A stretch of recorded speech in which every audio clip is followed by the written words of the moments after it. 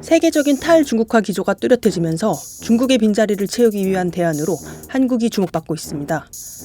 대한상공회의소가 발표한 연구 결과에 따르면 한국은 기술력 부문에서 중국을 대체할 수 있다고 하는데요. 최근 외신은 한국을 포함한 14개국을 꼽아 알타시아라는 신조어를 언급했습니다. 대한상인은 알타시아 중에서도 한국이 뛰어난 기술력과 인적 자본, 안정적인 사회 인프라를 갖춘 나라라고 분석했습니다.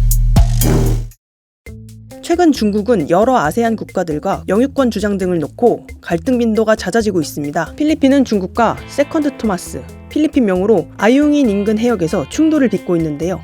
지난 2월엔 중국 인민해방군 함정이 보급 작업을 하던 필리핀 해경 선박을 향해 레이저를 쏴 양국 간 긴장이 고조됐습니다.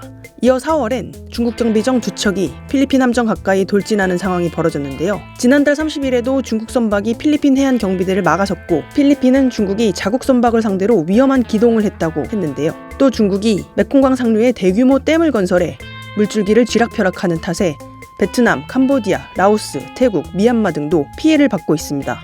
말라버린 동남아의 젖줄을 두고 주변국은 중국의 수자원 통제를 비판하고 있는데요.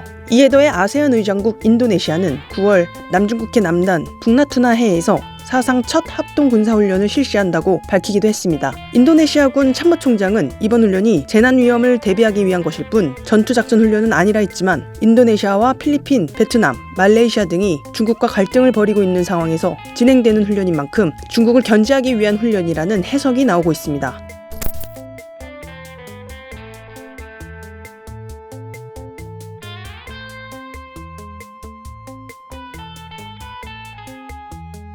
영국 이코노미스트지는 대한과 아시아를 합쳐 알타시아란 용어를 만들었는데요. 중국 공급망을 대체할 수 있는 시장으로 한국을 포함한 주요 14개국을 일컫는 말입니다. 대한상인은 한국이 기술력 부문에서 중국을 대체 가능할 수 있다고 분석했는데요. 전문가는 알타시아로 꼽힌 나라들 중 뛰어난 기술력과 인적 자본, 안정적 사회 인프라 등을 갖춘 나라는 우리나라를 포함해 극소수라고 말했습니다. 실제 미중 간 갈등이 깊어지면서 중국의 생산 기지를 둔 기업들이 공급망 재편을 실행에 옮기는 사례가 늘고 있는데요. 이미 애플과 아디다스, 소니 등이 중국을 떠나 인도와 동남아에 생산 둥지를 틀었고 삼성전자 역시 중국 법인 임직원 수가 10년 만에 3분의 1로 줄었습니다. 이 가운데 미중 갈등에 따른 중국의 대체 투자처로 한국이 부상하고 있는데요. 올해 상반기 외국인 직접 투자가 171억 달러에 육박하며 1962년 통계 작성 이후 상반기 기준 역대 최대 실적을 달성했습니다.